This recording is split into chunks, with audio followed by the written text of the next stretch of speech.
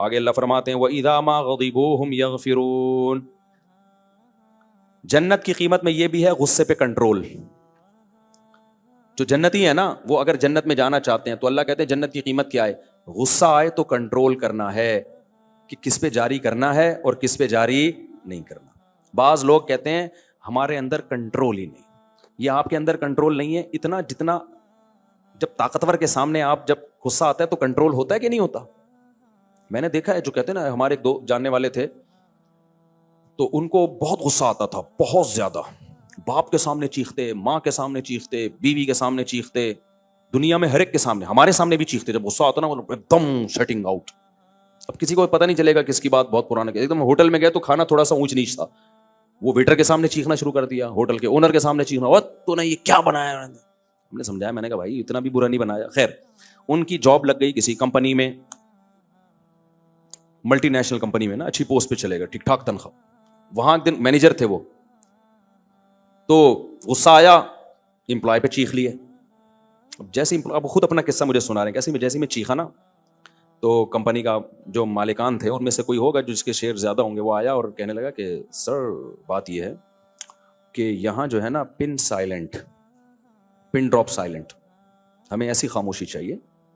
یہ پہلی اور آخری دفعہ آپ چیخیں, یہ کمپنی ہے, یہاں کا ایک وقار ہے, آپ کو ملازم کو کچھ کہنا ہے تمیز سے, چیخنے چلانے کی یہاں وہ انہی کی پوری بات, یہاں چیخنے کی اجازت نہیں. پن ڈراپ سائلنٹ, ورنہ آپ کو ہم فوری طور پر کمپنی سے چلتا کر دیں. وہ دن اور اس کے بعد کئی سال گزر گئے, وہ کہتے تھے میں کبھی بھی چیخا نہیں. ظاہر لاکھوں روپے کی تنخواہ دی جا رہی تھی. تو مجھے اس سے بڑی عبرت ہوئی. میں نے کہا دیکھو, اللہ میاں کہتے ہیں باپ کے سامنے مت چیخو, ہم کہتے ہیں اللہ نے بڑا مشکل حکم دے دیا. اللہ میاں کہتے ہیں ماں کے سامنے مت چیخو, ہم کہتے ہیں بڑا مشکل ہے. لیکن سب چیخ رہے ہوتے ہیں. فوج میں نہیں دیکھا ہوگا کوئی فوجی اپنے آفیسر کے سامنے چیخا ہو, پولیس میں نہیں دیکھا ہوگا کوئی پولیس والا اپنے آفیسر کے سامنے, اور اگر چیختا ہے تو پھر سزا بھی ملتی ہے ٹائٹ والی, اس کو ایسے معاف نہیں کر دیا جاتا کہ ایکچولی تم کچھ بلڈ پریشر کے مریض ہو تو کوئی بات نہیں, پہلے بی پی لو کرو پھر آنا ہمارے پاس. تو اس لیے میرے بھائی اللہ میاں نے کہہ دیا جنت کی قیمت چاہیے تو غصے پہ کنٹرول بولو کرنا پڑے گا, اور پھر بھی اگر ہو جائے تو توبہ استغفار کرو, مایوس نہ ہو. تو نبی نے فرمایا جس کو غصہ آیا اور وہ غصہ جاری کرنے پر قادر بھی تھا, سامنے والا کمزور ہے, یہ مار سکتا ہے اس کو, اللہ کی رضا کے لیے غصہ پی گیا, فرمایا اللہ قیامت کے دن اس کو تمام مخلوق کے سامنے بلائیں گے اور یزوجہ من الحور العین ما یشاء, اسے کہیں گے یہ جتنی حوریں کھڑی ہیں نا ان میں جو تجھے پسند ہو اس سے نکاح کر لیتے. سمجھتا ہے کہ نہیں سمجھتا؟ یہ حور کا مہر ہے. اب سوال پیدا ہوتا ہے غصے میں اور حور سے شادی میں مناسبت کیا ہے یار؟ بے بھائی غصے پہ کنٹرول, کمزور پہ غصہ آیا دل چاہ رہا ہے چپیٹ لگا دوں, کمزور کھا سمجھ کے ترس کھا کے اس کو چھوڑ دیا کہ اللہ کے لیے کیا کر دو, معاف کر دو. باپ پہ غصہ آیا برداشت کر لیا, کس کے لیے یار؟ باپ کے تو اللہ نہ بھی ہونا ویسے ہی برداشت کرنا چاہیے یار, کتنے احسانات ہیں اس کے, چپ کر کے سنتے رہا کرو ابا کی. اللہ کا حکم نہ بھی ہوتا تو باپ خود بھی تو اس کی کوئی ویلیو ہے کہ نہیں ہے؟ ماں کی کیسی بڑی نعمت ہے یار, کتنا پالا ہے اس نے. تم کیا 2 منٹ واش روم میں ماں جاتی ہے نا تو بچہ چیختا ہے, جس سے اتنا گہرا لنک رہا ہو بھائی اس کو تو جوتا لا کے پکڑا دیا کرو اور کہا کرو جتنا دل چاہے نا تو میرے سر پہ مار, ساری دنیا کے سامنے چیخ سکتا ہوں لیکن تیرے مجھ پر اتنے احسانات ہیں, تیرے سامنے میں آواز نہیں اٹھاؤں گا. ہم نے عزت دار لوگوں کو دیکھا ہے, مائیں مارتی ہیں مار کھاتے ہیں, چھانٹے پڑتے ہیں خوش ہوتے ہیں. آج بہت فرعون بن گئی ہے جو نوجوان نسل ہے نا, بہت فرعون بن گئی ہے یہ. تم لڑو جاؤ اپنے سے, اپنے باہر کسی آدمی سے جا کے لڑو. تو نبی صلی اللہ علیہ وسلم نے فرمایا جس نے غصے پہ کنٹرول کیا تو کیا ہوگا, یزوجہ من الحور العین. تو میں یہ بتا رہا تھا کہ اس میں مناسبت کیا ہے, حور میں اور غصے پہ کنٹرول کرنے میں مناسبت کیا ہے؟ مناسبت یہ ہے کہ ان مرد کے لیے نا سب سے اٹریکٹیو چیز کیا ہے؟ عورت ہے نا. کتنے نیک لوگ ہیں عورت دیکھ کے پگھل جاتے ہیں. ابھی کوئی حور آ جائے یہاں پہ گھوم کے چکر لگا کے چلی جائے نا, سب میرا بیان چھوڑ کے اس کا موبائل نمبر مانگ رہے ہوں گے اس سے. یہ 4 شادیاں اسی لیے تو ہیں کہ تاکہ تم جو ہے نا برائی کی طرف نہ جاؤ. بڑے بڑے لوگ پھسل جاتے ہیں عورت کے اس میں, عورت کی لالچ میں نا بہت برباد ہوتے ہیں. تو مرد کے لیے سب سے اٹریکٹیو چیز کیا ہے؟ عورت. اور سب سے کڑوی چیز کیا ہے؟ غصے کو پینا. سمجھ رہے ہو؟ غصہ پینا آسان کام, جب آ رہا ہوتا ہے نا آدمی کہتا ہے بس میں جاری کروں غصہ, اس غصے کو پینا ایسے جیسے کریلے کا جوس پی رہے ہو آپ. تو اللہ کہتے ہیں جتنا کڑوا گھونٹ تو نے پیا ہے نا, تو تجھے اتنا ہی وہ چیز دوں گا جس کو تو اپنے لیے سب سے زیادہ میٹھا سمجھتا ہے.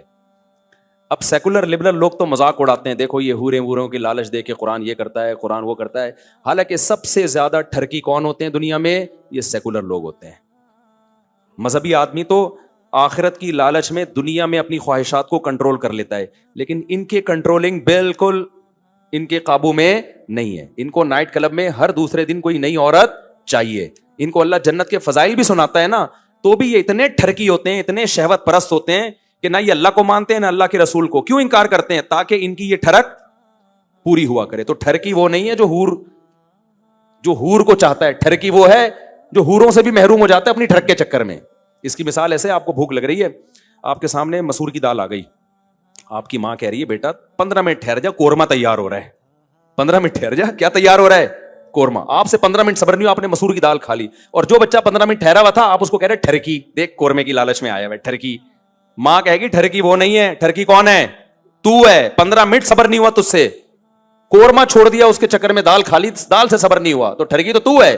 وہ تو صبر والا ہے, اس کو صبر کا بدلہ مل رہا ہے کہ دال چھوڑی ہے 15 منٹ صبر کیا, اب کیا مل رہا ہے اس کو؟ قورمہ مل رہا ہے. تو ٹھرکی وہ نہیں ہے جو حوروں کی لالچ میں زنا چھوڑ دیتے ہیں, ٹھرکی وہ ہے جو حوروں کی لالچ پہ بھی متاثر نہیں ہوتے, کہتے ہیں نہیں ہمیں عورت چاہیے, حلال ہو حرام ہو اس کی پرواہ نہیں ہے, ہمیں شراب چاہیے, کباب چاہیے. تو سیکولر لوگ ٹھرکی ہوتے ہیں, مذہبی لوگ ٹھرکی نہیں ہوتے. جو مذہب کو فالو کر رہے ہیں ان کی بات کر رہا ہوں. سمجھتے ہو کہ نہیں سمجھتے؟ تو بھائی ہم تو اللہ کی نعمتوں کا سن کے بہت خوش ہوتے ہیں, کیونکہ ہمیں تو آخرت میں حوریں چاہیے. جس کو نہیں چاہیے وہ نہ کرے بھائی, تمہیں نہیں ملیں گی, ہم تو چاہیے. جب مل رہی ہوں گی نا, پھر یہ سیکولر لوگ سب سے زیادہ کیا ہوں گے؟ یہ سب سے زیادہ ٹینشن میں ہی ہوں گے. تو ہم تو جب اللہ شراب کی نعمت بیان کرتا ہے جنت میں ملے گی, ہم اس پہ بھی کیا ہوتے ہیں؟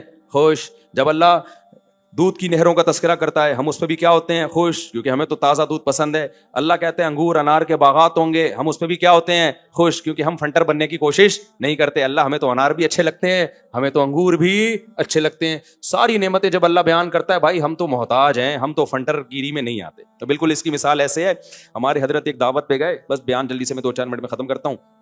ایک دعوت پہ گئے, ایک پیر صاحب بیٹھے ہوئے تھے, تو حضرت بھی تھے اس دعوت میں. تو جو مرید تھا نا, اس نے مرغے اور وہ بڑا مرغن غذائیں, بریانی, کوفتے, کباب بنا کے رکھ دیے. وہ پیر صاحب خام کھا کے فنٹر بن رہے ہیں نا, کہ نہیں یہ کیا ہے؟ دنیا پرستی, ایک ڈش ہونی چاہیے بس ہلکی سادہ, یہ کیا ہے؟ حضرت فرمایا آپ کے لیے نہیں, میرے لیے. سارے کوفتے نا اپنی طرف, آپ نہیں کھائیں. تو بھائی جو چیز اچھی ہے وہ اچھی لگے گی کہ نہیں لگے گی؟ کسی کو کوفتے پسند ہیں, کسی کو کباب پسند ہیں. حالانکہ اس پیر کو سب سے زیادہ دل چاہ رہا ہوگا کہ وہ جو لیگ پیس ہے نا, اس پہ میں شب خون ماروں. تو اللہ کو فنٹر گیری پسند نہیں ہے.